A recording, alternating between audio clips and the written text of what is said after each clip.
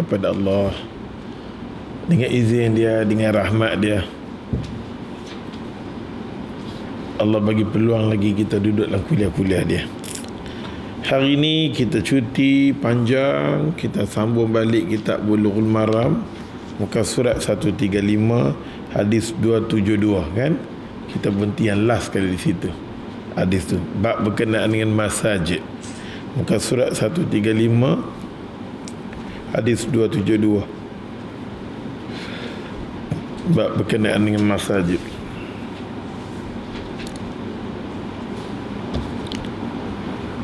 Wa an Aisyah radhiyallahu anha. Wa anha di situ adalah Aisyah radhiyallahu anha yang meriwayatkan hadis ni. Dia kata apa? Anna walidata sauda kana laha khiba'un fil masjidi fa kanat ta'tini fatahaddathu indi dash. Hadis tu panjang lebar. Hadis ni diriwayatkan oleh Imam Bukhari dan Imam Muslim, muttafaqun alaih, daripada Imam Bukhari dan Imam Muslim. Nak abang mai di situ hadis yang diriwayatkan oleh Aisyah radhiyallahu anha. Apa Aisyah kata? Anna walidata sauda, sesungguhnya seorang perempuan yang berkulit hitam, kana laha khiba'un fil masjid, adalah bagi dia satu kemah yang ada dalam masjid. Ni fil masjid, dalam masjid. Inilah kelebihan kena mengaji bahasa Arab. Kalau tak mengaji bahasa Arab, dia jadi leceh juga. Dia ikut faham dia, jadi leceh. Fi zarfiyah, dengan arti kata kemah tu dalam masjid Nabi. You all understand dalam mana? Yang ni kita panggil luar, di dalam masjid. Dalam masjid kemah tu dah ada. Maka Aisyah kata apa? Aisyah kata lagi, kana ta'tini, dia duduk dalam masjid tu, di antara rumah Aisyah dengan tembok tu sebelah-sebelah ialah. Maka kana ta'tini, dia duduk mai kat aku, dia sembang dengan aku, fatahaddatsu indi, dia duduk mai dekat aku, dia sembang dekat aku, dia mai kat aku, dia sembang dekat aku. Hadis ni muttafaqun alaih, diriwayatkan oleh Imam Bukhari dan Imam Muslim. Apa maksud cerita hadis ni? Apa benda yang kita nak ambil daripada hadis ni? Pertama sekali, perempuan ni berasal daripada Yaman, Zulkhuwaisarah. Perempuan daripada Yaman, bangsa keturunan Zulkhuwaisarah, Yaman, daripada Yaman. Orang Yaman ni kita tengok Nabi SAW, kalau Nabi hantar orang pergi Yaman, ramai di kalangan sahabat Nabi, aku nak pi. Maka Nabi kata, di kalangan ramai-ramai yang nak pi ni, orang yang layak pi pebetul orang Yaman ni tak lain dan tak bukan Muaz bin Jabal radhiyallahu anhu. Semua pakai nak pi. Maka Nabi kata, orang yang boleh pi di Yaman, boleh perbetul orang Yaman, boleh tahu dakwah orang, macam mana nak perbetul orang Yaman ni, tak lain dan tak bukan Muaz bin Jabal.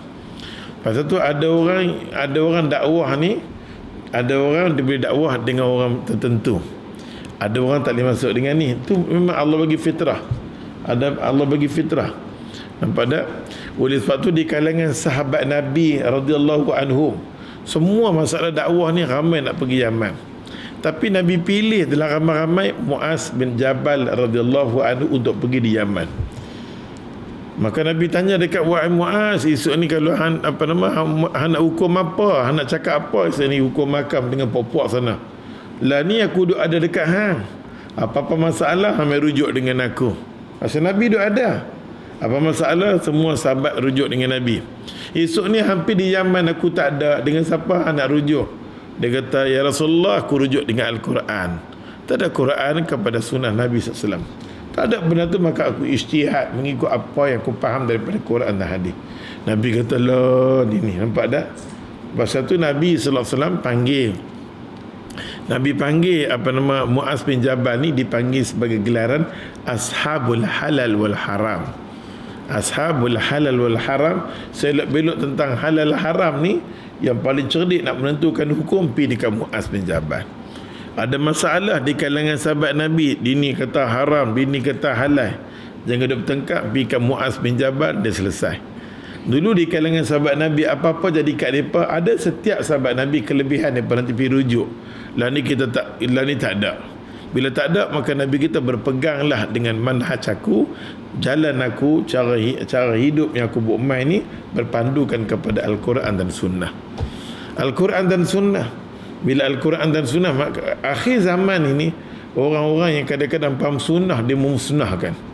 Dia boleh ambil hadis Nabi daripada Imam Tirmizi manakah, dia perbolehkan naik harga semua boleh. Hang jaga. Hang nampak tak? Pelingkup Allah bagi dekat ada, ya Allah boleh faham hadis, cuma kelebihan boleh apa? Pasal manusia hari ni dia tengok siapa pandai bercakap, siapa pandai guling ayat, siapa pandai canai. Dia bukan masalah dia tengok kawan tu macam mana, dia tengok kawan tu dengan hujah dia. Hujah macam mana pun kita kena refer, kena rujuk balik kepada kitab, maka kita akan selamat. Rujukan kita ada dah.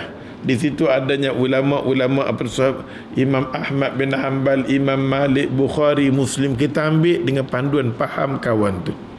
Faham kawan tu. Jangan kita ambil sikit ayat kita guling. Nampak tak? Oleh sebab tu ya Allah Tuhan, duk mai dah tiupan di tanah Arab ni, tiupan fitnah dia, membunuh. Tiupan yang duk mai di tempat kita ni fitnah berlaku di kalangan kefahaman kedudukan hadis itu sendiri, mengikut selera otak dia, bukan mengikut rispi manhaj yang ditunjuk oleh Nabi sallallahu alaihi wasallam. Maka jadilah kalang kabut. Pasal tu kalau kita betul-betul ya Allah duduk di manhaj yang satu, kalau manhaj yang satu, kita boleh buat kerja-kerja yang satu. Semua orang kata aku ni manhaj yang satu, dini, tapi kita tak nampak kesatuan kita.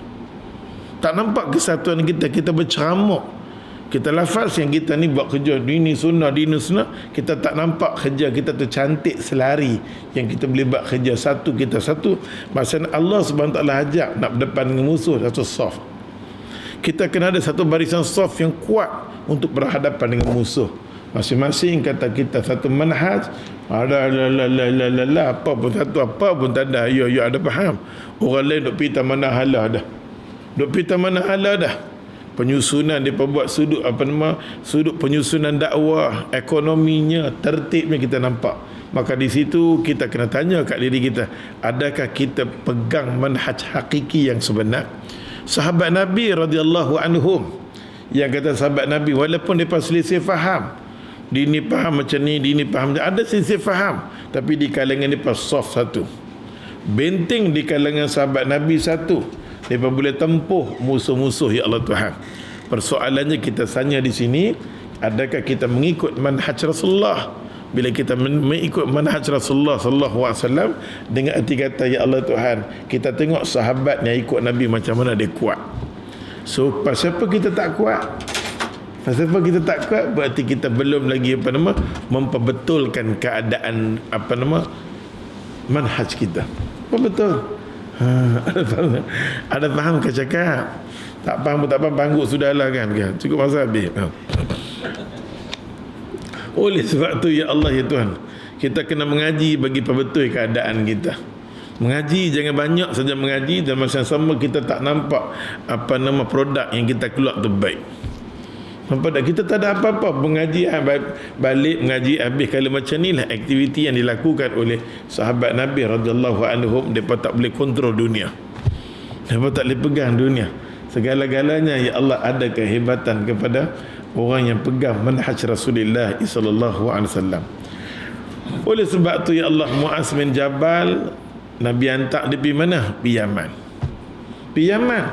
Bila dia pergi Yaman, Nabi hantar orang yang kawan dengan Muaz bin Jabal ni, tak lain dan tak bukan Abu Musa Asy'ari radhiyallahu anhu. Orang yang ikut sama-sama dengan Muaz bin Jabal pergi di Yaman ni, nama dia Abu Musa Asy'ari radhiyallahu anhu. Abu Musa Asy'ari radhiyallahu anhu ni nanti pergi mana? Sama-sama dengan Muaz bin Jabal. Muaz bin Jabal masa Nabi sakit, dia tak balik. Nabi habaq jangan bagi dia teruskan dakwah dia. Nampak tak? Kalau orang tu nak mati, nak sakit, nak buat macam mana?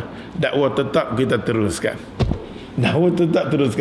Macam kita tengok anak Nabi Zainab duk dia faham kan Rasulullah berhimpun dengan sahabat ni, penting ni, ada faham nak menentukan negara ni. Ada faham penting nak menentukan negara, kita buat main-main negara, tiba-tiba kita kata kita manhaj masapah mampu perlu kotak mana. Nampak tak? Ya Nabi sallallahu alaihi wasallam, ya Allah, duk cakap dengan sahabat ni. Tiba-tiba dia berkata, ya Rasulullah, Zainab sakit. Nabi teruskan. Ada orang dia buat benda macam ni semua, tak apa. Pasal hang ustaz, hang bagi keliru orang, hang bagi ceramah orang, mau duku kepala hang dulu. Apa yang hang faham? Apa jadi hang bertanggungjawab pasal hang didik depa? Depa dah ingatkan hang reti, rupanya dia tengok hang betul-betul punya kornggu ni tak reti. Ada faham? Ya Allah, oleh sebab tu ya Allah Tuhan, apa nama, di kalangan sahabat Nabi radhiyallahu anhum ni, kalau kita tengok depa punya ni, pasal tu Nabi bila orang bagi tahu kita Zainab sakit, ya Rasulullah, dia terus dia bersyarat.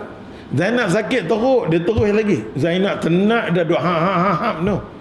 Dia terus lagi sampai mai kata dia nazak, Nabi terus lagi. Last sekali kata dia mati, ya Rasulullah, anak hang Zainab. Nabi terus lagi. Kalau kita kata ni apa ni punya ustaz ni, mak dah mati dah tak balik. Tu ustaz Rasulullah ya anak dia duk mati nak Zainab. Dia dengar macam tu dah habis dah semua, terus Rasulullah ya Allah kalang kabut pi. Di sini kita tengok kepentingan yang mana kita kena pentingkan dulu. Ada faham ke cakap ni? Nabi tengah duk sakit. Nabi pesan jangan habaq dekat Muaz bin Jabal, biar terus dakwah kat sana. Pasal bukan senang dengan otak yang duk ada kat Muaz ni, dia mampu macam mana nak sembang, macam mana nak cakap dengan orang yang keras kepala.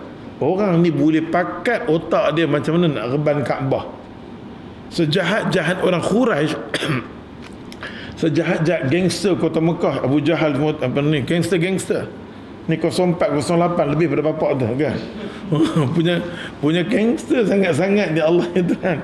Allah depa tak terlintas langsung terhadap Kaabah, tapi mai satu puak ya Allah, ingat tak daripada Yaman, tentera Abraha, otak depa mai kita reban betul-betul Kaabah ni. Allah, bayangkan otak seganas macam tu yang kata puak apa ni, golongan Hud, Ad kan, puak Hud, Ad sikit punya puak kan, punya jahat nak mampu ni macam Kota Batu ni. Kalau kita tengok macam mana azab depa mai, depa buat, depa tak buat mai azab, puak tu panggil. Kalau azab mai macam mana pun, kami buat rumah apa nama bukit bukau ni daripada batu, kami masuk dalam tu, Tuhan boleh buat apa? Aja ni kurang ajak ni. Dia cabar macam tu, buat mai, kalau azab boleh mai, buat mai kat aku. Tiba-tiba bila mai angin, ya Allah, Allah bak keluar daripada rumah, Allah lempak depa buat macam apa nama, sampah kat depa. Puak punya jahat macam ni, orang yang layak berdakwah kadang-kadang dia hantar siapa dia, Muaz bin Jabal. Kadang-kadang kita tengok puak punya gangster nak mampu, puak 04 ni, dia kena hantar jenis ustaz 04 juga pergi dalam situ, sesuai segi dakwah. Tiba-tiba pergi hantar jenis hadirin hadirat, dia sapak dalam situ nanti. Ya Allah, dia tengok ya Allah Tuhan. Pasal tu yang kata Muaz bin Jabal radhiyallahu anhu ni memang layak sesuai dengan orang Yaman. Yang duduk sebelah kawan dia siapa dia, Abu Musa Asy'ari radhiyallahu anhu. Yang dia buat balik maklumat dekat Nabi, bagi tahu ya Rasulullah, perkembangan Yaman macam ni sampai dekat telinga Nabi melalui siapa dia, Abu Musa Asy'ari radhiyallahu anhu. Oh ya Allah, Abu Musa Asy'ari sampai ya Allah Tuhan balik mencerita. Abu Musa kata, ya Rasulullah, ada orang Yaman sayang sangat-sangat dekat hang. Sayang sangat-sangat dekat hang. Depa bagi satu kain, dia nak mai tak boleh. Tapi kain ni dia bagi dekat hang, ya Rasulullah, dia sayang sangat-sangat. Nabi kata orang macam tu punya keras, tak nampak aku, tapi bila Muaz bin Jabal pergi boleh lentok, depa boleh sayang dekat aku, boleh suka dekat aku, sampai nak jumpa dengan aku tak boleh, dia hantar satu kain mai kat aku. Maka Nabi kata dekat Aisyah radhiyallahu anha, wahai Aisyah, esok ni kalau aku mati Aisyah, tolonglah ambil mula-mula sekali kain yang nak tutup jasad aku ni, kain daripada Yaman. Oh ya Allah ya Tuhan, sikit punya banyak kau orang hadiah dekat Nabi, tapi Nabi ambil kain daripada orang Yaman tu letak atas tu. Allahu akbar kabira. Yang perempuan ni pula, pasal tu akhir zaman kita tengok perempuan macam mana. Yang perempuan ni pula berani, laki-laki ni piantak kain.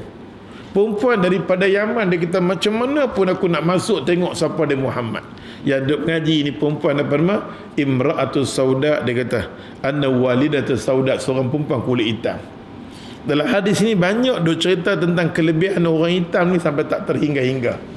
Hadis duk cerita kedudukan pendengar hadis tau. Di muka bumi ni duk cerita tentang orang kulit hitam ni macam ni. Di atas langit pun kita tengok, belum orang tu mati, langit duk gamit orang kulit hitam juga. Pasal tu ya Allah Tuhan, kita kalau tolak tawaran, kalau ya Allah jenis kulit hitam kat kita tolak tawaran, ada something raplah. Nampak tak? Mau dapat katalah seorang perempuan gelak gelemat sampai tak boleh nampak apa pun, tapi dia terbaik, ambil dia. Ada faham? Ambil dia. Ada faham ke cakap ni? Hampa sambil pun tak faham, mampu lah ya Allah tu. Yang duk ceramah semua ni jenis gelak-gelak paling banyak sekali. Ada faham? Oleh sebab tu dia kata kat sini apa ya Allah Tuhan. Dia kata kat sini imra'atus sauda, dia kata. Akhirnya ya Allah ya Tuhan, orang perempuan ni kata apa? Aku nak jumpa dengan Nabi, aku nak jumpa dengan Nabi, aku nak jumpa dengan Nabi. Daripada Yaman, dia pergi lari masuk di Mekah. Bila pergi masuk di Mekah, dia tanya di mana ada Rasulullah, aku nak jumpa. Dia pergi cari, dia kata kami dah halau dia tak ada dekat sini dah. Dia dia hijrah di Madinatul Munawwarah. Cuba bayangkan perempuan ni punya nak jumpa dengan Nabi sangat-sangat, daripada Yaman masuk di Mekah. Daripada Mekah masuk di Madinatul Munawwarah. Bila masuk di Madinatul Munawwarah, sekurang-kurangnya hadis ni nampak pendek. Lebih elok kita ceritakan, faham lah. Kita tidak ada baca macam tu, apa yellow pun tak faham. Nampak tak? Perempuan hitam mana Ustaz? Ingat perempuan hitam yang duduk dekat Batu Cave kah? Ya Allah, ni daripada Yaman tu, kita tahu dia daripada Yaman. Akhirnya ya Allah ya Tuhan, dia mai ya Allah, bila dia masuk Madinah, dia cari Nabi, dia duduk dekat market. Dia duduk kat market, dia pergi pusing. Pergi sahabat Nabi mengadu kat Nabi. Cerita hadis ni panjang, yang kata dash tu, dia sengkang tu dia cerita. Tapi tuan kitab jenis tahu akhir zaman ni manusia jenis balok ramai, dia ringkas macam ni. Ambil buku kitab bagi dekat mereka. Kitab ni boleh ambil kan, baca dulu. Saat ni bagi balik Ustaz. Okay. Ya Allah, muka surat 135. Maka dia bila dia sampai di Madinatul Munawwarah, dia sampai kat bumi Madinatul Munawwarah. Bila sampai saja di Madinatul Munawwarah, dia duduk dekat kawasan market, duk pimai. Sahabat Nabi mengadu kat Nabi, ya Rasulullah, aku nampak seorang perempuan tu, asal dina gharib. Nampak perempuan tu rasa-rasanya dia ni bukan orang sini. Kita kenal orang kita sini, kita kenal. Nampak dia ni, nampak jalan pun tak tahu kok duk pergi ke mana-mana. Kawasan ni dia kata ada dua hala, dia satu hala tu. Nampak dia ni tak reti apakah. Duk pergi pun tak reti. Akhirnya sahabat Nabi mengadu kat Nabi, maka Nabi kata tak apalah. Panggil orang perempuan tu, buat satu kemah dalam masjid, bagi dia duduk. Tu punca dia. Nampak tak? Nabi suruh, Nabi kata ambil. Nampak duduk nila merata, tapi dengan syarat dalam masjid tu tak ada orang lelaki-lelaki. Kalau orang lelaki-lelaki seorang duk ada, di tu duk ada seorang mengarut. Dia kami drama lain pula. Nampak tak? Maka Nabi dah pasti dah di masjid Nabi ni selamat. Pasal tu Nabi kata, ya Allah, buat dalam masjid ni, mau buat satu kemah fil masjid, dalam. Nabi dah cakap dalam masjid. Kadang-kadang kita terjemah, kita kata luar masjid Rasul. Tak. Bila dia dalam hadis kata fi zarfiyah, dalam. Kan kita dah dia duduk di bingkai tak bingkai, dalam sudah. Nampak tak? Duduk dalam masjid Nabi ni, kata ni masjid, dalam tu kata buat kemah atas situ. Duduk tak kemah situ. Maka dia kata kat sini anna walidatu sauda, sesungguhnya perempuan kulit hitam, dia kata kana laha khibaun fil masjid. Maka dia Nabi suruh dia buat Nabi suruh sahabat Nabi buat kemah bagi dia duduk kat situ. Aisyah duk cerita tentang perempuan ni. Aisyah kata kana ta'ti ni, dia duk mai kat aku. Dia duk main ulang-alik duk sembang dengan aku. Tiba-tiba nak jadi cerita hadis ni duk ada di tempat satu lagi kot. Bab jenazah. Ni bab masjid. Bab ni ada dua. Tang sini ada satu, tang bab jenazah ada satu. Baru kita reti. Tang sini dia nak cakap berkenaan dengan peranan masjid. Boleh orang bermusafir ke mana-mana duduk dalam masjid, boleh. Boleh kita bagi ruang dekat dia, boleh. Tengok keadaan dia, boleh. Boleh ya Allah Tuhan. Kadang-kadang kita kata masjid tidak dibenarkan tidur. Nampak tak? Boleh lepas-lepas kita semayang sunat macam mana? Baru dia Ustaz ajak semayang sunat. Ustaz kata lepas kita semayang sunat qabliyah subuh, afdal daripada kita baca Quran, daripada kita zikir, daripada buat apa-apa, pasal nak ikut sunnah Nabi.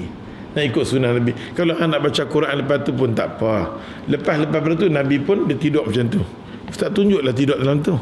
Tu seorang tu Ustaz, kalau kita buat macam ni, semua buat macam tu ke? Betul ke macam ni? Kau tampak mampu. Yang kata Nabi sallallahu alaihi wasallam macam tu dia buat. Lepas-lepas dia sembahyang qabliyah pada subuh, dia tidur sekejap. Dia tidur sekejap, dia bangun-bangun terus dia buat sembahyang subuh. Hampa tahu ke ni? Hampa hanggut sudah dah, leceh lah hampa ni kan. Nampak tak? Kadang-kadang kita rasa lepas sembahyang sunat subuh kita duduk zikir. Bagus, tapi tak sama dengan kita pergi letak badan kita macam tu. Otak kita kata daripada hang tidur lebih baik hang baca Quran. Tapi agama duk kata tidur ni lebih baik daripada hang duk baca. Ada faham tu? Nak logik otak kita tak mampu. Pasal tu agama ni Allah kita kena kata sami'na wa ata'na senang. Ada faham ke cakap? Angguk sudahlah kan. Romba thanks. Mata kata. Lepas tu ya Allah ya Tuhan. Ya kata apa nama? Orang perempuan ni kali ikut perempuan ni, Ustaz nak panjang sikit cerita. Maka Nabi sallallahu alaihi wasallam Nabi Man dalam ni tak ada, tetapi dalam ni nak cerita kat kita masjid. Peranan masjid boleh panggil orang perempuan ni bermusafir, boleh. Cuma Nabi SAW bila Nabi semayang, Nabi nak tengok dia, semayang nak tengok dia. Tiba-tiba satu hari Nabi tanya, mana pergi nama perempuan tu?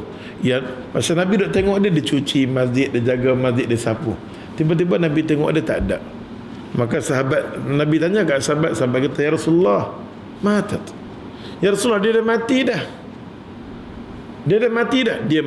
Nabi tanya, mana dia perempuan ni? Akhirnya ya Allah ya Tuhan, sahabat Nabi kata dia dah mati dah. Cakap dengan tak rasa apa-apa, cakap biasa macam tu dengar. Nabi berubah muka, Nabi punya merah, punya marah sangat-sangat. Dia kata, afala kuntu adzantumuni, pasal apa tak abang dekat aku tentang kematian dia? Afala kuntu adzantumuni, awak apa tak abang dekat aku, taman awak tak abang dekat aku kematian dia? Nabi punya marah, cara Nabi cakap, sahabat Nabi ketak, takut-takut. Nabi kata, lah ni juga tunjuk dekat aku dulu ni, tunjuk dekat aku tak mana kubur dia. Terkejut. Akhirnya Nabi sallallahu alaihi wasallam nyonya Nabi pi. Bila sahabat Nabi tunjuk ni lah kubur dia, sampai kawasan kubur, Allahu Akbar, Nabi angkat takbir nak sembahyang. Nabi kata, wallahi masa aku masuk di kubur tu, aku angkat takbir, kubur tu penuh dengan dosa-dosa zulumat. Kubur tu penuh dengan dosa-dosa. Tapi oleh kerana perempuan ni punya kubur ada kat situ, Nabi kata apa? Syafaat dia, kebaikan dia ialah merebak kepada semua kubur-kubur yang lain. Nampak tak? Walaupun dia hitam, dia selamat kubur yang kulit putih yang ni. Bedak, jangan dok kata lebih kurang dekat kulit hitam. Berapa ramai kita tengok orang kulit hitam ni selamat kulit putih ni. Hadis ya Allah, hadis. Jangan dok hadis Nabi SAW. Kita ambil esok ni kita mengaji bab jenazah, kita tengok hebat dia. Rupa-rupanya bukan dia mai saja-saja, dia mai tengok Nabi atas dasar keimanan. Betul-betul sayang dekat Nabi, betul-betul nak beriman dekat Nabi. Tengok Nabi pun sonok dah. Sonok kita tengok macam Abu Hurairah, Abu Sa'id Al-Khudri, Abu Ayyub Al-Ansari. Kita tengok sahabat-sahabat ni, mereka tengok dengan satu pandangan dekat Nabi, melupuk, mereka tinggal benda yang lain nak mai tengok kat Nabi. Pasal tu Allah boleh bagi kat kita satu sentuhan dekat kita, ya Allah, aku tak mau macam mana pun ponteng kuliah, macam mana pun aku nak pergi. The best. Kita pergi tolak apa pun lagi kita tolak, kita nak pergi ni dulu. Sahabat Nabi kita tengok, pasal tu di antara golongan Ansar dengan golongan Muhajir, iman yang ada pada golongan Ansar ni luar biasa. Ulama meletakkan kedudukan hadis. Pasal tu hukum syarak yang ni semua main di mana? Di Madinatul Munawwarah. Golongan Ansar mempertahankan agama. Nasrullah, ya Allah, ni nama pertolongan yang main daripada Allah Ta'ala daripada puak-puak ni.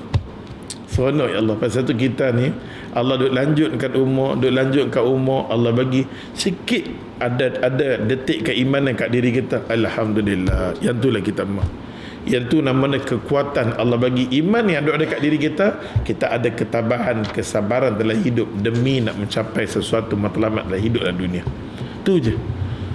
Kita minta yang tu je. Kita dah minta semua dekat Allah, Allah boleh bagi. Tapi kalau Allah tak boleh bagi kat kita habuan keimanan, habislah. Tak ada apa nilai. Kita tak mau semua yang Allah bagi ni dalam keadaan bukan redha daripada nak lingkupkan kita.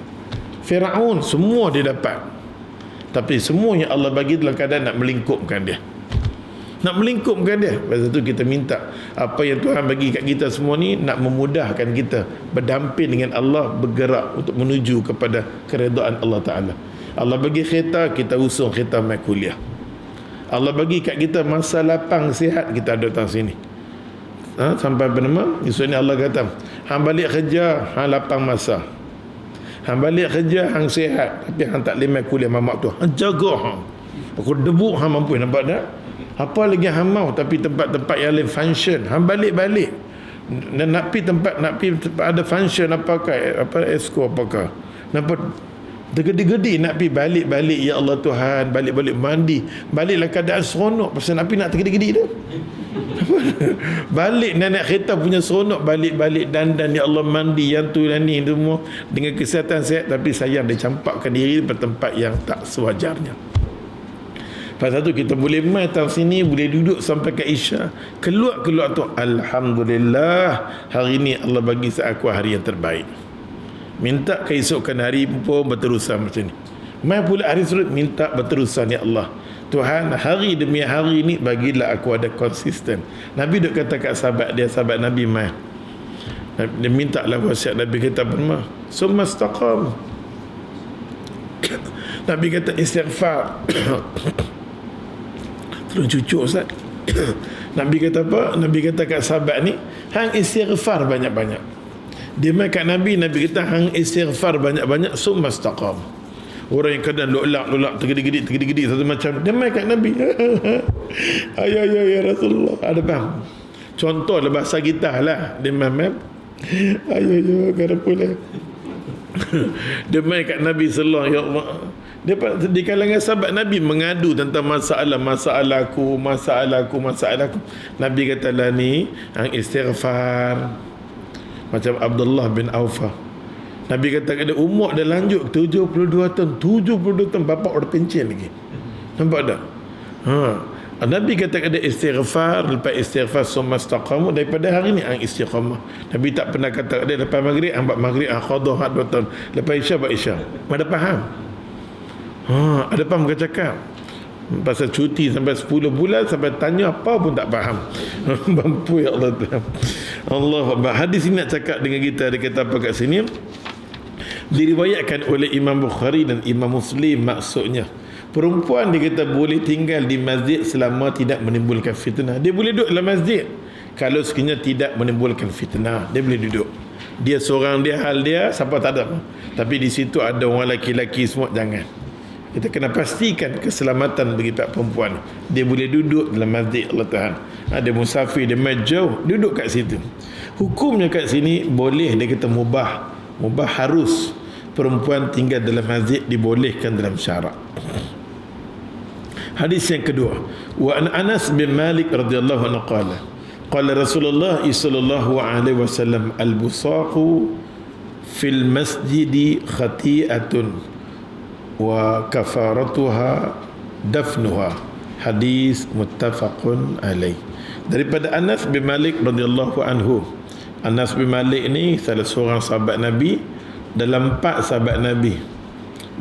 Dalam sahabat Nabi yang ramai, tapi 4 khadam Nabi yang mana Ibn Qayyim Al-Jauzi sebut sahabat-sahabat khadam Nabi yang paling Allah sayang sekali. Yang pertama sekali, tak lain dan tak bukan adalah Anas bin Malik.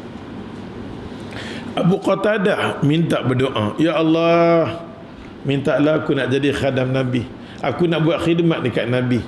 Dia nanti ambil botol air ke, dia ambil apa, dia isi ke apa ke, dia kalau Nabi nak pergi qada hajat, dia harap Nabi ambil air dia.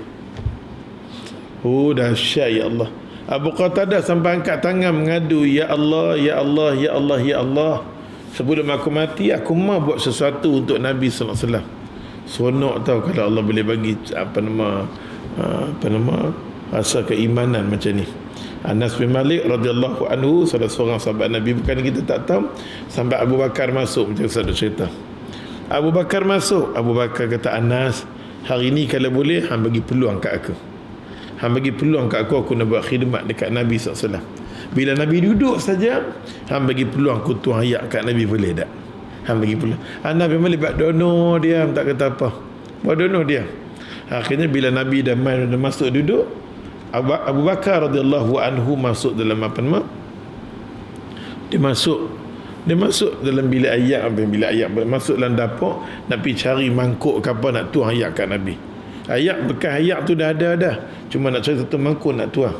Pergi cari tak ada. Dia keluar mai. Dia tengok Anas bin Malik bubuh mangkuk tu dalam poket dia. Dia bubuh mangkuk dalam poket dia, buat keluar, dia pergi letak macam tu, dia pergi tuang ayat. Maka Abu Bakar tanya, pasal apa hang tak bagi peluang kat aku? Anas bin Malik kata, aku yang ni saja aku buat dengan Nabi. Hang duk jalan rata-rata dengan Nabi, hang bersama-sama dengan Nabi. Kalau yang ni pun hang ambil kerja aku ni pun ambil, apa lagi aku tinggal aku nak buat. Allahu Akbar kabir. Tengok sahabat Nabi puluh, nampak tu, punya nak tolong Nabi, ni nak suruh angkat satu barang, nak pulang kereta pun. Allah, ada faham ke cakap? Allahu Akbar kabir ya Allah. Tengok dia berebut nak tolong Nabi sallallahu alaihi wasallam. Allahu Akbar. Anas bin Malik radhiyallahu anhu qala Rasulullah sallallahu alaihi wasallam, kata Anas bin Malik, kata Nabi sallallahu alaihi wasallam, Nabi kata al-busaqu fil masjid. Masjid Nabi ni dia tak ada kapet. Dia tak ada bumbung. Kalau berpandukan pada hadis, dia tak ada bumbung. Nabi cuma pelepah-pelepah tamar. Nabi kita ni masjid peringkat awal yang buat macam tu lah. Sampai kalau hujan kita tengok depa sujud, apa siap penuh kat sini. Nampak tak? Pasal tu kalau lepas sembahyang, kalau depa geram kan, depa ludah. Maka ludah tu satu perbuatan khati'ah, satu perbuatan berdosa, satu perbuatan yang tak elok. Maka yang dia ludah dalam masjid dah tak elok, macam mana kita nak selesai masalah ludah ni tadi? Maka Nabi kata wa kafaratuha, nak tutup dosa tu balik dengan dafnuha, hampir kambuh balik, depa ludah depa kambuh balik. Nampak tak? Kita jangan buat sini. Ludah ni memang dibolehkan dalam syarat masa kita sembahyang. Contohnya ustaz kata, bila kita sembahyang Allahu Akbar, kita ada bisikkan kaca. Lepas kuliah hampir beli kat mamak tu Habas Saud. Dia pergi, nampak tak? Tu imam duk baca ayat yang panjang, dia set apa benda nak beli pasal nak cepat balik. Pasal lepas ni ada satu lagi kuliah dekat apa nama IQ kan. Satu lagi kuliah kat sana. Dia kata mamak, oh tolong jangan lambat nak lari. Satu mamak lagi ada. Nampak? Boleh sebab tu ya Allah ya Tuhan. Bisikkan tumbai kacau, maka Nabi kita boleh ludah. Pertama, ludah tu kita ludah di belah mana? Di belah bawah. Tak boleh depan, tak boleh tu. Belah kiblat kita di bawah, kita ludah. Yang keduanya di sebelah kiri. Sebenarnya ludah tu syarat saja. Ni bergaduh lah dengan orang sebelah.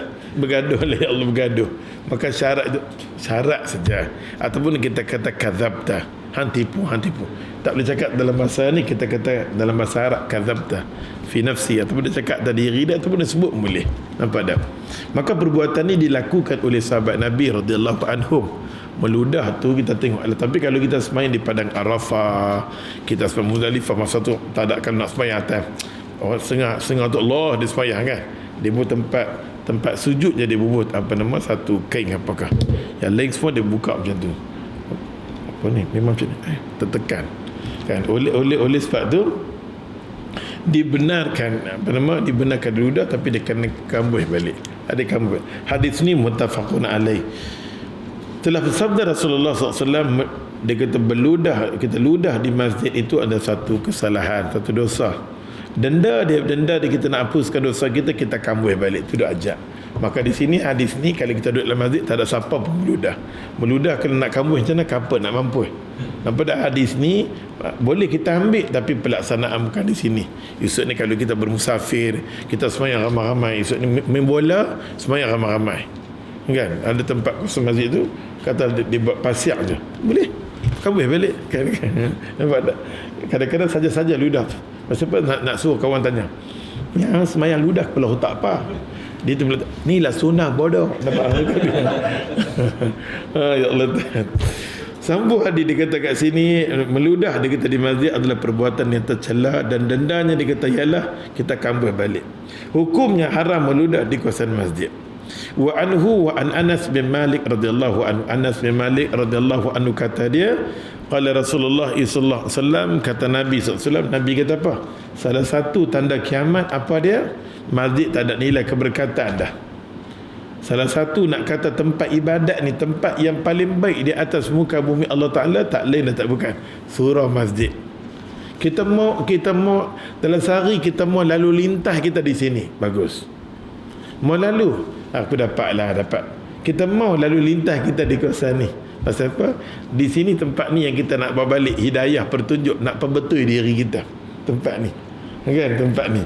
Oleh sebab tu maka Nabi sallallahu alaihi wasallam Nabi bagi tahu tempat yang di atas muka bumi yang paling istimewa nama dia masjid dengan surau ni. Akhir zaman tempat ni akan jadi kalang kabut. Bukan usis li taqwa. Bukan diperbuat tu atas dasar ketakwaan lagi. Orang hari ni buat masjid bukan atas dasar ketakwaan. Kalau kita pergi di Selangor belum berebut nak bercantikkan masjid. Ke semua tanda-tanda tu Nabi dah sebut dah. Nampak tak tanda? Besar masjid punya ni. Ustaz pernah pergi masjid dekat apa tu? Kita pergi dekat apa tu dalam tu. Yang kita makan nasihat dalam tu. Masjid punya besar orang tak ada. Dulu dia bawa pimpinan tabligh dalam tu. Daripada Anas bin Malik radhiyallahu anhu qala Rasulullah sallallahu alaihi wasallam. Daripada Anas bin Malik radhiyallahu kata Nabi sallallahu alaihi wasallam, Nabi kata la taqumu sa'ah, tidak akan berlaku kiamat. Kiamat tak akan berlaku. Nak tahu kata kiamat berlaku, tempat masjid aku ni, tempat surau aku ni, hatta yatabahan nas fil masajid. Semasing-masing memegah nak bercantikkan. Masjid dah elok dah, ya Allah Tuhan. Masjid dah elok dah. Pergi beli pula daripada lampu beli pula lampu. Pergi pasang pula lampu tu, pasang ekor pun. Lampu tu panas nak mampu. Duduk di belah bawah tu, ya Allah, berpeluh-peluh ni. Apa punya kurang ajar. Last sekali pihak surau kena tukar pula. Pihak masjid kena tukar, panas. Siapa suruh hang gatai beli benda tu? Simple saja, ya Allah, kita buat satu lampu kan, yang jenis lampu jenis tanam-tanam tu kan. Yang jenis ada sudah. Ni tak payah lampu duk kelip-kelip, ni duk semayang, ya Allah, dalam masjid. Dalam masjid ni macam tai pusum tengok, ya Allah. Macam-macam ada warna tu, warna ni, gantung tu, gantung ni. Allahu Akbar. Pasal tu Nabi SAW masalah semayang, tempat sempat Nabi nak semayang, cuma Aisyah radhiyallahu pergi gantung sikitlah terai. Ada jalok-jalok sikit. Nabi nak semayang, Nabi huntun terai tu. Aisyah radhiyallahu anha berubah muka. Nabi pilih elok kat dia. Nabi ni jenis romantik. Dia huntun pasal apa? Aku nak jaga hubungan aku dengan Allah. Dalam masa yang sama aku huntun tu orang yang buat tu, yang pergi buat tu, dia pergi jumpa dengan Aisyah. Aku nak bagi tahu benda ni kacau aku semayang. Bayangkan, ya Allah, di rumah kita lebih pada tu lagi. Kadang-kadang sejadah, ya Allah Tuhan, sejadah pun bagus orang bagi sejadah kan. Sejadah kita semayang. Kadang-kadang kita dah boring, kita boleh hafal bunga. Kok sini 1, 2, 3, 4, 4, 8. Kadang-kadang sini ada ni. Ustaz sendiri semayang pun duk kira je kan. Nampak dah kita. Dia ganggu, dia tak boleh kita tumpu nak baca ayat Quran, tak boleh tumpu. Kita boleh hafal bunga tepi kiri kanan hak jenis macam mana, apa ada kerawang semua tu. Benda tu Nabi duk sebut dah kat Aisyah, benda ni akan ganggu aku. Bagi peluang aku nak semayang ni, ya Allah, masa ni totally aku nak bagi dekat Allah. Jangan benda ni dia ambil masa aku, dia kacau aku. Nabi nak bagi tahu kan. Allahu Akbar. Oleh sebab tu salah satunya, ya Allah, tempat yang mana turun hidayah, nak bagi perbetul kita, nak bagi segala-galanya kebaikan dekat kita, tempat tu akan jadi lingkup bin Jahannam. Apa dia? Nabi kata la taqumu sa'ah, tidak akan berlakunya kiamat hatta sehinggalah yatabahan nas fil masajid, tidak akan berlaku hari kiamat hinggalah orang-orang bermegah-megah dengan masjid. Masjid aku canggih, masjid tu pakat-pakat dah berebut ambil masjid tapi tak tahu nak buat apa. Kalau hang pegang rumah Allah Taala, hang tak pandai nak nak mengimaratkan, lebih baik hang letak jawatan daripada hang duk pegang macam tu, hang duk sekat semua ustaz daripada ni tak mai, ni boleh mai. Malaikat dia duku hang mampu hadap hang. Dia tarik satu orang tergedik baru hang tahu. Oleh sebab tu ya Allah, masjid ni hak Allah Taala, bukan hak siapa-siapa. Bila kita buat masjid, maka kita bagi masjid ni kepada Allah Taala. Ni rumah Allah. Kita bagi dia nak buat program apakah, dia nak buat apakah, ada syaratnya elok, kita bagi kat dia. Pasal satu masjid di akhir zaman ni, masjid akan jadi hiasan. Betul tak? Duk ada di tempat kita pun tengok. Masjid yang besar-besar kadang lalu lengang, tak ada apa pun tak ada. Kadang-kadang anak qaryah kata ni nak show lah, kami nak show kat pihak masjid, nak buat ceramah, tapi penceramah tu kami sendiri, kami ambil mic, kami bayar, kami urus, kami semua boleh tak? Ya masjid tak boleh, nak mai tengok pula. Nak tengok pula ustaz tu ada tauliah ke tak ada tauliah, mai tengok pula. Mau tampak hang mampu sampai dia mengaji, sampai master yang tu yang ni semua dia mengaji, sampai PhD bidang macam-macam, tiba-tiba kita nak tanya dia ni. Kita kata nampak-nampak ni Profesor Harun tak ada tauliah. Mau debu hang mampu ada faham. Oleh sebab tu ya Allah ya Tuhan, benda-benda macam ni semua akhir zaman Nabi kata apa?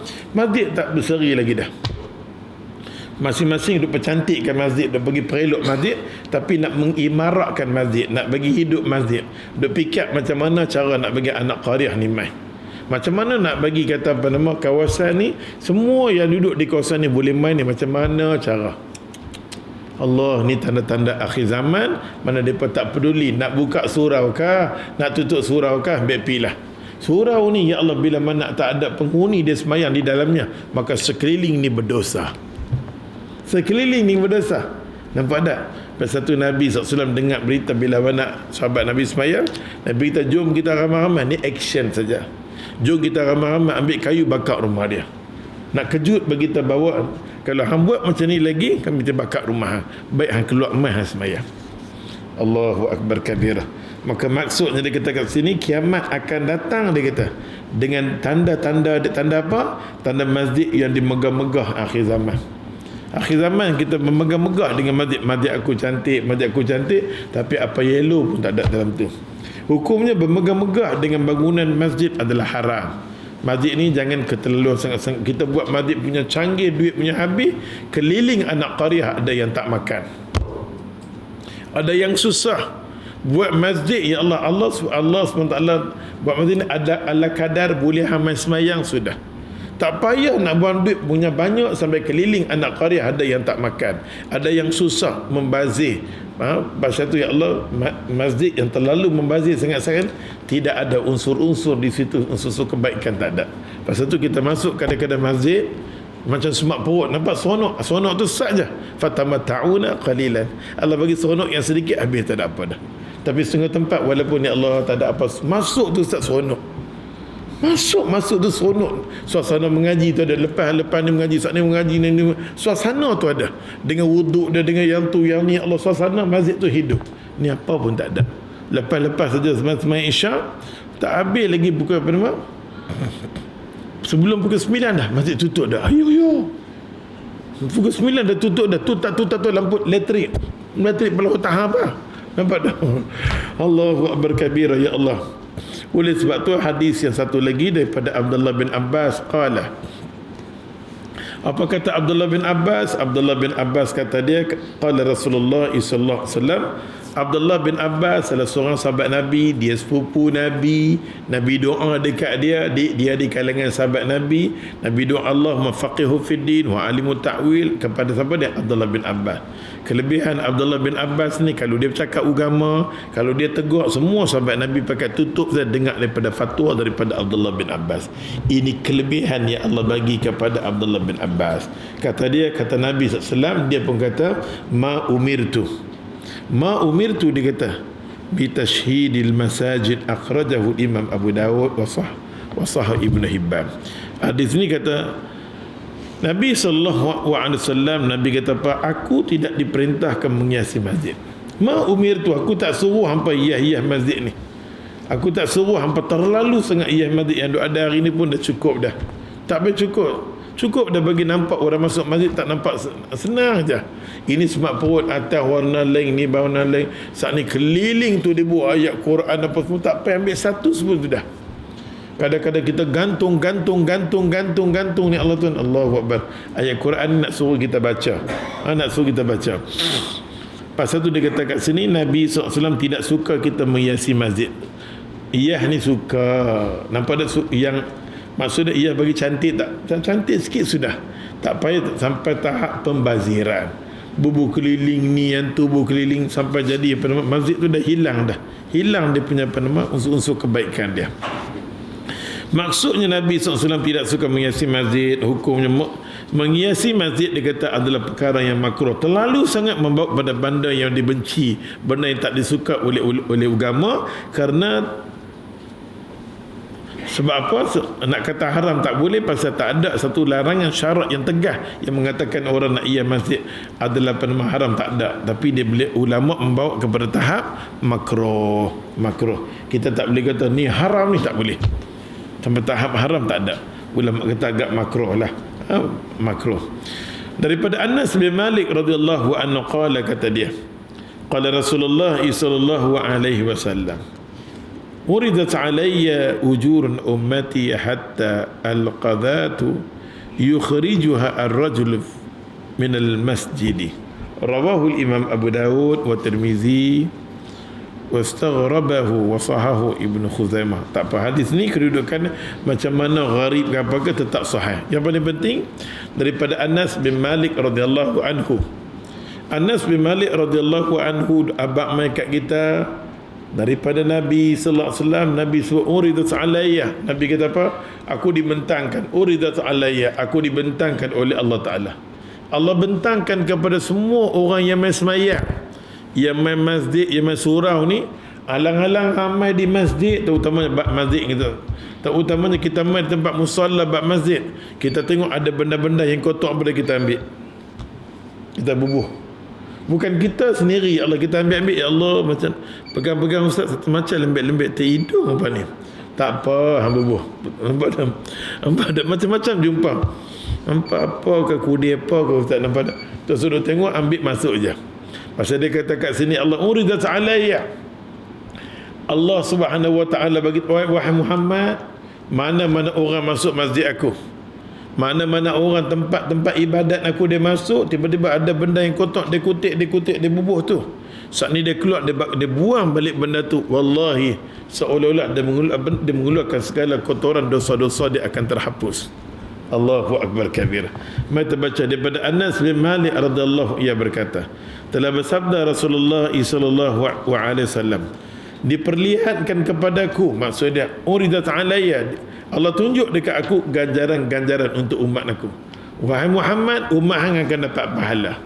Bila dia main masjid ni, dia keluar masjid tu, dia dapat pahala, banyak pahala dia boleh dapat.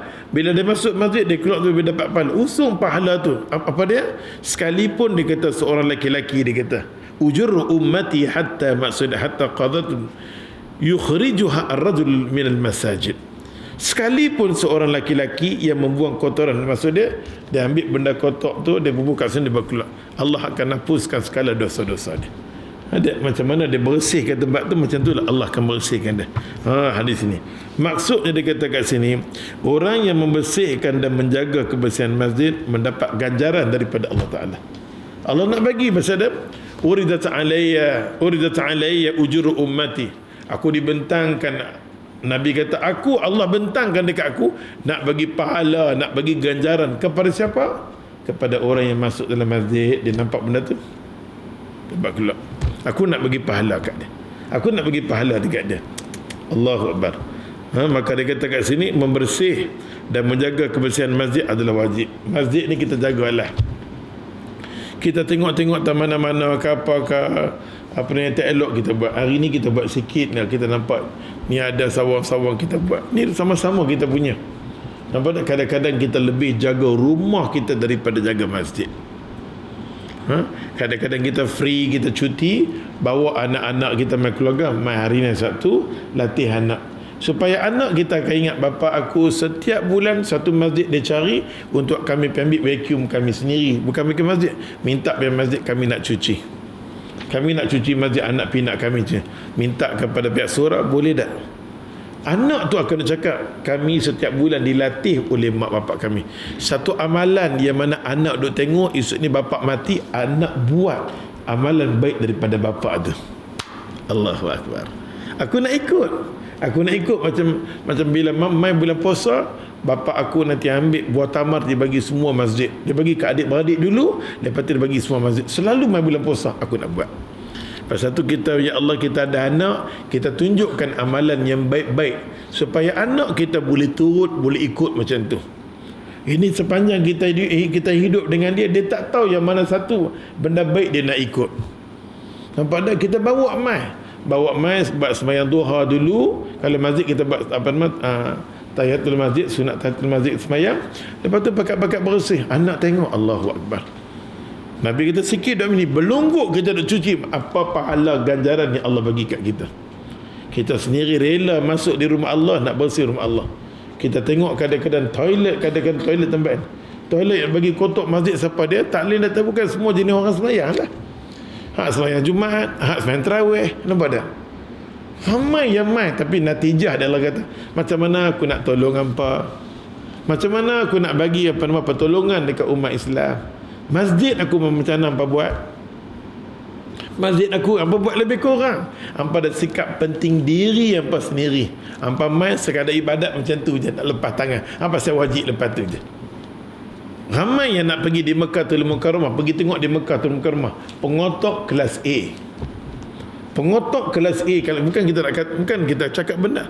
Cakap benar, keliling Mekah nak berjalan, sepak jalan, roti jatuh, plastik. Siapa yang buang plastik tu? Sedangkan semua orang tahu, orang yang pergi di Mekah ni kawasan haram. Haram hukum dia kita kotak di kawasan Masjidil Haram. Sampahnya tak terhingga di bumi Makkahul Mukarramah. Sedangkan kita jadi tetamu Allah di situ. Sampai tahap tu tak tahu nak nilai, ya Allah, apa lagi. Sepanjang keluar daripada hotel dulu kan kita tengok. Bawah dalam parit semua tengok sampah. Bila hujan turun tersumbat, mati jemaah haji sebab dosa hendak mampu. Hayat nak tak boleh tersumbat Allah dengan sampah. Bila angkat keluar, Allah sampah punya berlambak dekat parit-parit dalam tu. Sampah punya belungguk. Ini perbuatan kita. Pasal tu Allah kata, aku berturunkan hujan nak bagi masuk dalam parit. Hang yang sekat parit lah sekali jemaah haji mampu. Ada faham? Itu kita kata, alamak, main Mekah boleh mati ke? Mana Tuhan? Tuhan bagi suruhan jaga hang pengotok. Kadang-kadang naik tingkat tangga di atas, pegang-pegang. Gelemah punya, cantik punya hijau, nampak tak? Allahu Akbar kabir. Ni siapa punya pangai ni? Kadang-kadang dia tahu hang senap perut, terberak, tercerit-cerit, duduk setempat ni dah. Ini kita tengok, ini sikap kita jadi penemuan tetamu Allah, pi Mekah, pi haji nak dapat keredaan daripada Allah. Tapi sikap kita tengok, sikap umat Islam masih lagi jauh, ya Allah. Sikap. Pasal tu kita teropong, kita tengok orang yang dekat dengan Allah Ta'ala, yang kata bahasa yang mudah, yang dekat dengan Allah Ta'ala, orang jenis mes mayam yang mengaji ni. Cuba tengok macam mana mereka mampu jaga masjid. Kadang-kadang mereka ambil sejadah, mereka lempak macam tu. Muslimat nanti kita bagi, kita lekung kat dia siap-siap, dia ambil satu kita, dia pakai basah, dia lempak macam tu. Hang sebagai mak buat macam tu, macam mana hang nak didik anak hang? Macam mana hang nak didik anak hang? Pasal hang pun pengotok, maka lahirlah anak yang pengotok. Hang satu mak kita duk tengok, kadang-kadang kita pergi singgah tak mana-mana pergi semayang. Kita pergi semayang, kita tengok kadang-kadang tersinggah. Nak semayang pun tak boleh, duk napas. Punya berkuat, punya nak mampu. Allahu Akbar, terpaksa Tuhan, terpaksa semayang fashion baru, walaupun kena tutup muka, kena buka muka, aku terpaksa pakai furdah tak. Tak boleh bernapas. Dengan satu macam, dengan bau dengan berkuat dia yang tu, yang ni sikap siapa ni? Bukalah sikit kan ni, kita ambil kepiah, kadang-kadang orang sedekah kepiah terlempak macam tu. Tengok tempat tu siapa bagi kotak tu kan? Kadang-kadang kita nak pergi bermusafir, singgah di tapah, singgah sana, cuba tengok macam mana sejadah lempak, tempat wuduk elok-elok, kadang-kadang di tempat wuduk tu ada coklat. Ini sikap siapa? Sikap kita. Pasal tu Allah kata, hang nak ibadat dekat aku, ciri-ciri hang pengotok sangat. Hang rasa ke benda yang pasal tu hang duk semayang dekat aku, hang lagi duk semayang dekat aku, hang tak rasa pun yang hang berdamping dengan aku. Tak rasa pun hang damping dengan aku. Pasal tu Allah Tuhan, hadis ni duk ajak dekat kita penmas supaya kita jaga masjid. Hukumnya membersih, dia kata, dan menjaga kebersihan masjid adalah wajib. Sama-sama kita jaga. Dan ni rumah Allah Ta'ala, tempat kita ibadat, yang mana malaikat malaikat khumun mengaminkan doa-doa kita. Last sekali kita tutup kitabnya, last sekali, supaya bulan depan kita mengaji tajuk Mari, mari, mari kita sembahyang. Tajuk dia diajak cara-cara sembahyang. Kita tengok hadis ni. Kita tengok adik-adik cara sembahyang. Nanti kita akan tengok ada dua sahabat Nabi. Satu golongan sahabat Nabi yang mana duduk dengan Nabi, nak tahu cara-cara Nabi sembahyang. Satu lagi dia tak pernah teropong Nabi. Ni pok-pok ni teropong Nabi. Macam Malik bin Warith radhiyallahu anhu, teropong Nabi, minta izin, ya Rasulullah, bila kami boleh tak bagi masa dekat kami beberapa hari, 17 hari ke 18 hari ke 19 ke 20, nak duduk, nak tengok. Ya, Nabi itu tak apa. Pasal tu sahabat-sahabat Nabi jenis macam ni didahulukan hadis dia berbanding dengan sahabat-sahabat Nabi yang lain. Pasal dia pun duk tengok macam mana Nabi Ismail daripada A sampai Z. Hadis dia pun didahulukan daripada hadis-hadis yang lain. Kita akan tengok hadis nanti. Jadi kita tutup hari ini dengan satu hadis dari Abi Qatadah. Abi Qatadah ni kita tahu, walaupun dia Nabi sallallahu alaihi wasallam, dia bukan khadam Nabi. Kadang-kadang kita kata dia bukan khadam Nabi. Kebetulan saja dia teringin nak jadi khadam Nabi, tak dapat. Tiba-tiba Nabi panggil dia. Bila Nabi panggil dia, terketak-ketak, seronok, tergedi-gedi ni. Nabi boleh panggil dia seronok, tergedi-gedi. Kalau orang panggil mesej tolong angkat, lari dah. Hak jenis bodoh dia lari. Nampak tak? Tapi yang kata apa nama Abu Qatadah, Nabi panggil kat dia, Nabi kata, wahai Abu Qatadah, mai. Dia kata, ya Rasulullah, untuk apa? Pok mai seayat ke Nabi uduk punya seronok, tergetak-getak lah, ya Allah Tuhan. Memang yang tu dia berdoa, dia kata, ya Allah ya Tuhan, aku nak bagi khidmat dekat Nabi. Nampak tak yang bisa kita baca hadis Abu Qatadah. Dia buat mai ayat dekat Nabi, dia tuang, Nabi dah ambil uduk, tiba-tiba mai kucing. Ingat dia cerita tu. Apa tahu apa? Dia main kucing tu mah duk jilat, dia nak pergi lempak apa nama ayat tu. Nabi pegang, pasal apa nak lempak? Ya Rasulullah, kan hang kata apabila dijilat oleh anjing, ayat buang. Itu bukan anjing lah, itu kucing. Dalam bab ni lah nama dia Abu Qatadah, dikategorikan di kalangan sahabat Nabi. Dia hadis Abu Qatadah ni kita boleh ambil, tetapi kalau ada hadis-hadis yang lain, nama dia syawahid yang mengkuatkan hadis-hadis yang lain ada, barulah hadis Qatadah akan diangkat. Tapi kalau hadis dia seorang, maka ulama akan tengok kedudukan hadis ni.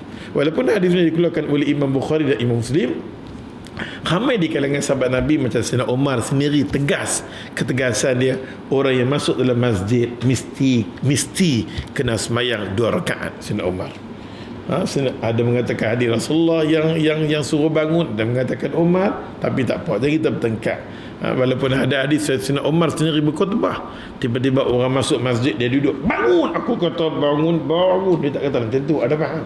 Cuma dia suruh kawan tu, sebelum anak duduk, bangunlah dulu, hang buat sunat tahiyatul masjid. Pasal tu hadis ni cukup besar. An Abi Qatadah radhiyallahu anhu qala Rasulullah sallallahu alaihi wasallam, idza dakhala ahadukum, mana-mana orang bila masuk masjid, dia kata fala yajlis. Fala ni maksud dia macam kita kata satu benda, nak kata haram tak, tapi satu benda yang menuju kepada benda yang tak elok. Fala jangan dia menafikan. Fala tajlis, jangan hang duduk, hatta anak duduk boleh, hatta yusalli rakaat, sampailah hang sembahyang 2 rakaat tahiyatul masjid. Kadang-kadang kita lalu, ya Allah Tuhan, di masjid mana-manakah kita nak kencing berak ini, kita masuk kita sembahyang sunat tahiyatul masjid, supaya masjid ni akan jadi saksi, esok ni akan jadi syahid, manusia ni pernah sembahyang dalam masjid aku. Nampak tak? Sunat tahiyatul masjid ni bagus, ya Allah Ta'ala, kita masuk kadang-kadang kita sembahyang. Pasal tu dalam hadis ni dah ajak bagi orang nak duduk di kawasan masjid, sembahyang 2 rakaat. Ustaz di surau ni hang boleh duduk terus, dia tak ada apa nama, Jumaat pun tak ada, apa pun tak ada, kadang-kadang tutup, kadang-kadang dengar suara mama ni baru main, tak dengar tutup tu. Nak bergerakkan. Macam inilah keadaan ya Allah Taala kan. Oleh sebab tu maksud dia kata hadis ini diriwayatkan oleh Imam Bukhari dan Imam Muslim. Maksudnya dia kata dianjurkan kita solat, dia kata kita buat semayang, dia kata tahiyatul masjid sebelum duduk, dia kata di dalamnya. Solat, dia kata tahiyatul masjid adalah sunnah muakkadah, sunnah yang sangat-sangat dituntut, sangat-sangat dituntut. InsyaAllah diizinkan Allah Ta'ala, Allah bagi kat kita masa yang panjang, Allah bagi masa untuk kita berpeluang untuk mengaji, dan Allah bagi kesihatan yang sihat, kesempurnaan iman yang cantik. Kita akan masuk dalam muka surat 138 bab yang ke-16, cara-cara solat dalam bulan depan insya-Allah. Doakan Ustaz boleh mai kat apa lagi. Yang baik semua datang daripada Allah, salah silap daripada kita sendiri. Wallahu a'lam. Assalamualaikum.